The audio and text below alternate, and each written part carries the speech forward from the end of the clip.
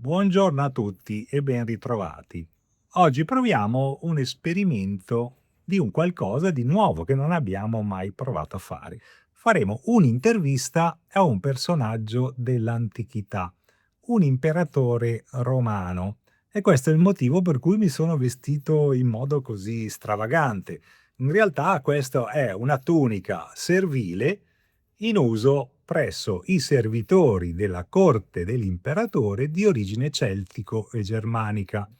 Io, essendo del nord Italia, e lo sentite anche dal mio accento, essendo alto circa 1,78 m, mi sono agevolmente infilato in mezzo ai suoi servitori e attraverso un'entrata secondaria sono riuscito a entrare nella sua sala delle udienze.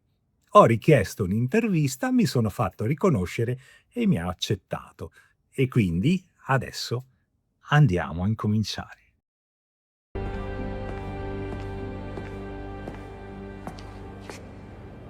Ave Caesar, Stephanus Martius Sum. Salve Stefano.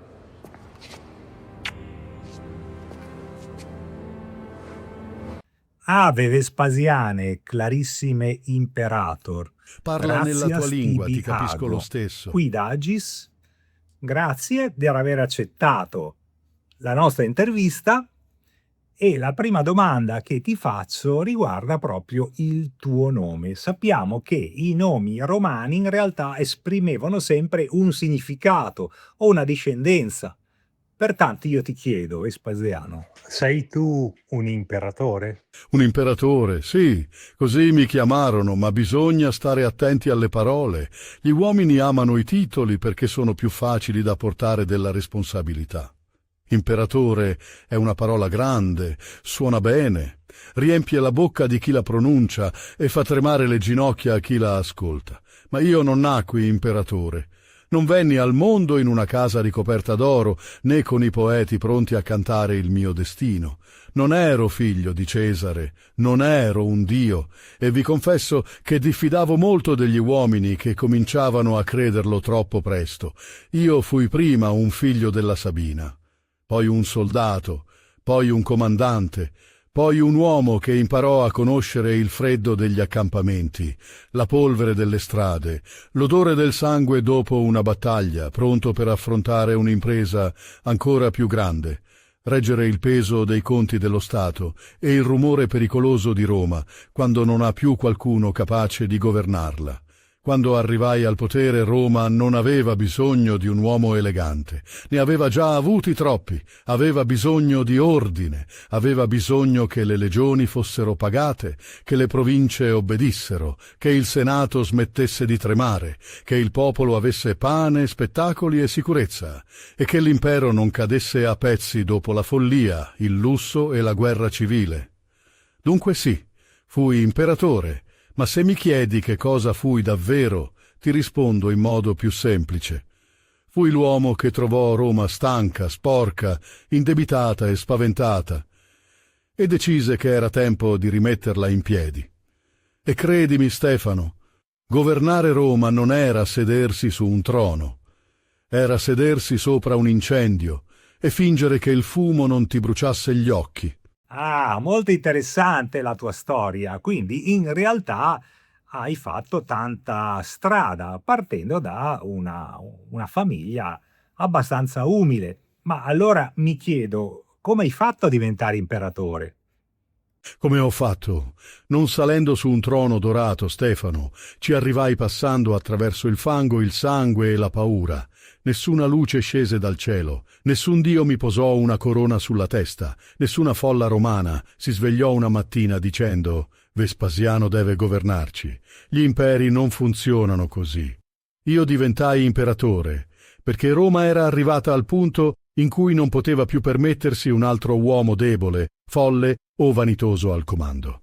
Dopo Nerone, Roma impazzì, Galba cadde, Otone cadde. Vitellio prese il potere, ma non seppe tenerlo. In un solo anno l'impero vide più imperatori che stabilità. Io ero in Oriente, in Giudea, con le legioni. Non stavo recitando poesie nei palazzi. Comandavo soldati, assediavo città, tenevo insieme uomini stanchi e province difficili. Le legioni capirono una cosa semplice. Roma aveva bisogno di qualcuno che sapesse governare, non soltanto farsi acclamare. Avevo l'esercito, avevo l'appoggio dell'Oriente, avevo l'Egitto e quindi il grano. E a Roma, credimi, chi controlla il grano parla più forte di molti senatori. E, credimi, tra un uomo seduto a Roma e un uomo che può impedirle di mangiare, spesso è il secondo a essere più vicino al potere. Io avevo 60 anni. Non ero più un ragazzo ubriaco di sogni. Avevo visto abbastanza uomini potenti cadere per sapere che il trono non è un premio, è un luogo esposto, alto abbastanza da essere visto da tutti e stretto abbastanza da non permetterti di scappare. Lasciai che fossero gli uomini giusti a muoversi.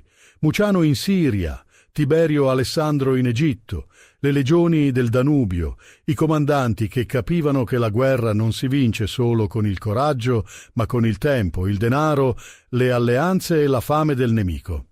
Così fui proclamato imperatore. Ma non fu un sogno, fu un rischio.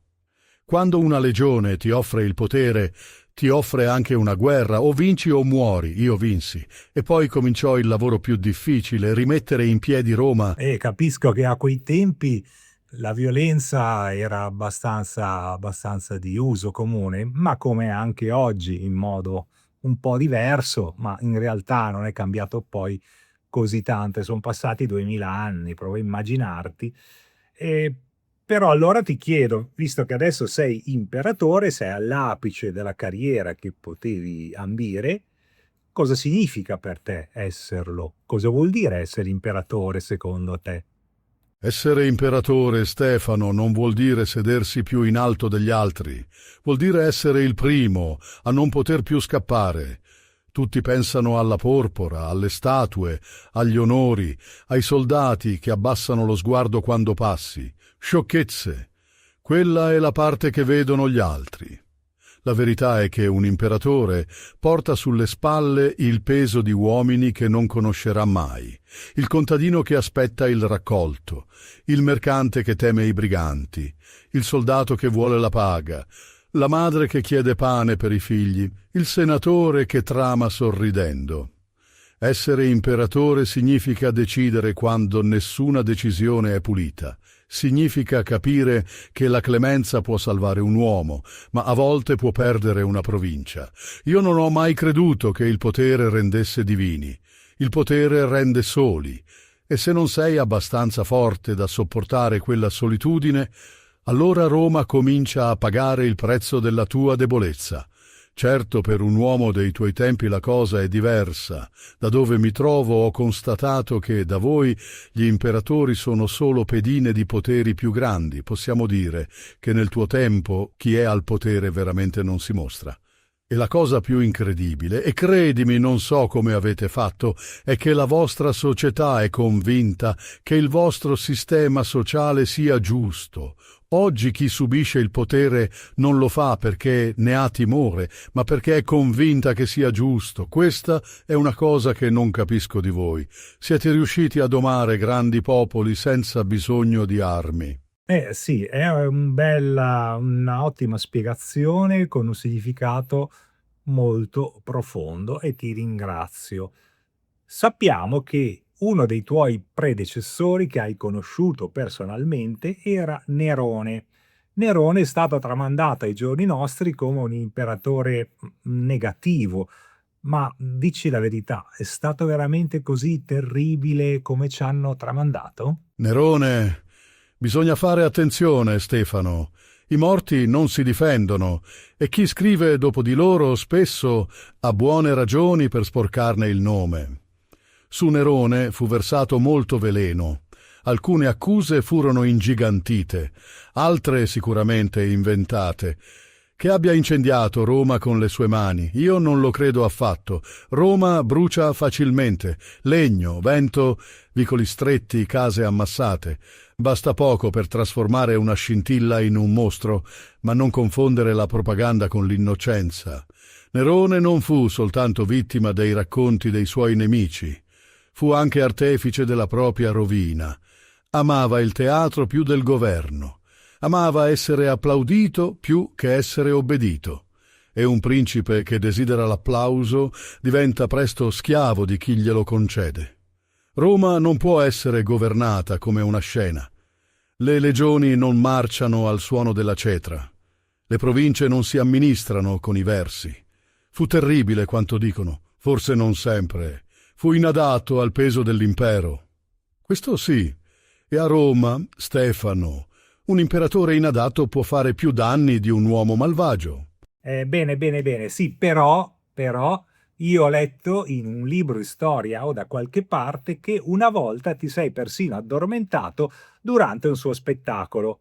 Ce ne vuoi parlare? Ah, vedo che certe storie sopravvivono meglio di molti senatori. Sì, Stefano, mi addormentai. E considera che nella mia vita avevo dormito in accampamenti militari, su terreni gelati, tra il rumore dei cavalli, delle armi e degli uomini feriti. Dunque non ero certo un uomo delicato, ma Nerone riuscì dove molti nemici di Roma avevano fallito. Mi sconfisse con il canto. Bisogna capirlo. Per Nerone il canto non era soltanto canto, era potere. Lui non voleva essere ascoltato, voleva essere venerato mentre si esibiva. Il problema era che Nerone voleva essere imperatore, attore, poeta, musicista e Dio nello stesso momento. E pretendeva che Roma applaudisse, sempre. Io, purtroppo per me, ero un soldato. Avevo passato anni tra marce, assedi, turni di guardia e uomini che morivano senza musica. Restare immobile ad applaudire un imperatore convinto di essere artista non era il mio talento migliore. Naturalmente non la prese bene. Gli uomini vanitosi perdonano più facilmente un tradimento che uno sbadiglio. E Nerone era così. Potevi dirgli che una provincia era in rivolta e forse avrebbe ascoltato. Ma se gli facevi capire che la sua voce ti annoiava, allora eri perduto. Io non fui punito per una congiura, fui punito per il sonno, e questo Stefano dice molto più su Nerone che su di me. E dopo queste domande, questi racconti, diciamo così, un po' distensivi, ti faccio una domanda un po' più seria. Visto che sei stato anche un generale prima di essere imperatore e hai quindi conseguito un certo numero di vittorie militari, qual è stata la tua vittoria significativa e perché? Bella domanda, Stefano, e ti rispondo con grande sicurezza senza cercare la battaglia più rumorosa. La mia vittoria più significativa fu in Giudea, nella campagna di Galilea. E se devo dare un nome, direi Iotapata, non perché fu bella. Le battaglie non sono mai belle, sono utili oppure inutili, e quando sono inutili sono solo macelli con testimoni. Iotapata fu significativa perché lì Roma dimostrò di essere ancora Roma. Disciplina, pazienza, assedio, ferro, fame, calcolo. Non vincemmo in un giorno con un gesto teatrale da poeta. Vincemmo consumando la resistenza del nemico pezzo dopo pezzo. Fu una vittoria dura, sporca, costosa, ma spezzò la Galilea e aprì la strada alla fine della rivolta. E per me personalmente fu ancora di più. In Giudea le legioni videro chi ero davvero. Non un uomo da banchetto, non un cortigiano, ma un comandante. Poi vennero gli eventi, le acclamazioni, il potere. Ma prima dell'imperatore ci fu il generale, e un generale, Stefano, non nasce quando gli mettono la porpora sulle spalle. Nasce quando i suoi uomini, coperti di polvere e sangue, continuano a seguirlo. Sì, purtroppo la violenza faceva parte del tuo mondo, ma devo dire che dopo 2000 anni magari sono cambiati i mezzi, i modi, ma la sostanza anche oggi non è molto diversa, purtroppo. Ma tornando invece adesso a un lato più umano, ti volevo chiedere, lo sai che oggi sei ancora famoso per un fatto, per il tuo nome, ma per un posto dove tutti più o meno una volta al giorno vanno. Sai qual è? Non Prova a vorrai dirmi indovinare. i Le bagni latrine, pubblici. esatto, che si chiamano ancora oggi i Vespasiani. Sei consapevole della trasformazione del tuo nome e puoi immaginare a quale fatto possa essere ricondotto perché si chiama così ancora oggi la latrina? Dunque è questo che resta di me. Ho comandato legioni, ho domato rivolte, ho rimesso ordine dopo una guerra civile, ho trovato Roma stanca, indebitata, sporca di sangue e le ho restituito stabilità. Ho avviato la costruzione dell'anfiteatro Flavio, quello che voi chiamate Colosseo, e voi dopo 2000 anni mi ricordate per un bagno. Devo ammetterlo, Stefano, Roma è stata meno crudele della memoria degli uomini. Sì, conosco la storia. Il mio nome fu legato agli orinatoi pubblici perché io tassai anche l'urina. Non ridere. L'urina serviva ai conciatori, ai lavandai, a chi lavorava le stoffe. Aveva un valore. E dove c'è valore, c'è tassa. Dove c'è tassa, c'è lo Stato. Dove c'è Stato, ci sono strade, acquedotti, soldati pagati e città che non cadono nel caos, almeno al mio tempo. Lo so che per voi non è più così. Mio figlio Tito si scandalizzò. Troppo nobile, forse. Troppo giovane per capire che un impero non si mantiene con il profumo delle rose. Allora gli misi una moneta sotto il naso e gli chiesi se puzzasse. Non puzzava, e io gli dissi ciò che ancora ricordate. Pecunia non olet. Il denaro non puzza. Volete ridurre la mia vita a questo? Bene, ma almeno capite la lezione. Un cattivo imperatore spreca il denaro del popolo per farsi applaudire. Un imperatore utile prende denaro anche dove gli altri storcono il naso e lo usa per rimettere in piedi Roma. Perciò sì, Stefano, mi irrita essere ricordato per un orinatoio, ma se anche da lì sono riuscito a finanziare l'impero, allora perfino quella puzza ha servito Roma meglio di molti senatori profumati. Bene, caro imperatore, grazie per tutte le spiegazioni che ci hai dato. Prima però di congedarci, io volevo che tu lasciassi un augurio e un consiglio a noi discendenti tuoi dopo più di 2000 anni. Quindi, che cosa vorresti dire o cosa vorresti consigliare all'umanità discendente dopo 2000 anni in Italia e nel mondo? Vi direi una cosa semplice. Non scambiate il possesso con la grandezza. Io vengo da un mondo duro, crudele, spesso ingiusto. Non sono qui a fingere che Roma fosse migliore del vostro tempo. Roma aveva sangue sulle mani e io stesso non fui un uomo tenero. Ma una cosa l'avevamo capita. Un popolo non resta in piedi se ognuno vive soltanto per se stesso. Voi avete strumenti che i miei ingegneri avrebbero creduto opera degli dei. Parlate a distanza, vedete il mondo in un istante, accumulate ricchezze, immagini, parole, desideri, eppure molti di voi sembrano soli come sentinelle dimenticate nella notte. Avete confuso la libertà con il capriccio, avete confuso il valore di un uomo con ciò che mostra, avete confuso il rumore con la gloria. Ricordate questo, una città non muore quando crollano le sue mura, muore prima quando i suoi cittadini smettono di sentirsi responsabili gli uni degli altri. Un impero si regge con strade, leggi, pane, eserciti e tasse, sì, ma una civiltà si regge con qualcosa di più fragile. Fiducia, dovere, misura, rispetto per chi verrà dopo. Volete il mio consiglio? Costruite meno statue a voi stessi e più ponti verso gli altri. Non lasciate che il denaro diventi il vostro unico Dio. Il denaro serve, io lo sapevo bene, ma quando il denaro comanda, gli uomini diventano servi anche senza catene e soprattutto non dimenticate il tempo, voi vivete come se tutto dovesse finire domani e consumate il mondo come se nessuno dovesse ereditarlo.